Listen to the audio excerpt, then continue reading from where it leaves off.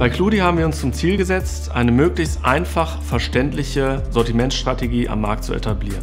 Das bedeutet, dass wir in dem designaffinen Geschäftsfeld Smart Luxury uns an den 4 Stilrichtungen orientieren, die es bereits im Markt gibt.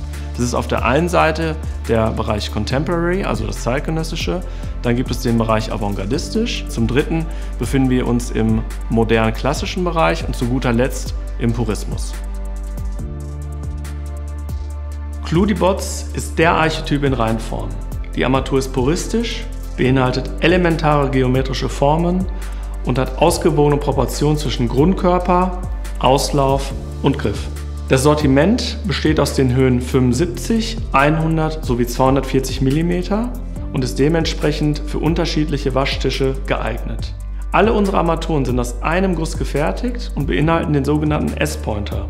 Hiermit ist es möglich, den Strahlwinkel individuell anzupassen und somit können wir Spritzwasser vermeiden. Das gesamte Sortiment ist serienmäßig auch in matt-schwarz verfügbar. Darüber hinaus haben wir eine große Vielfalt an unterschiedlichen Produkten im Unterputz- und Aufputzbereich und bieten dementsprechend eine große Angebotsvielfalt. Cludi Bots, die perfekte Armatur für puristische Bäder.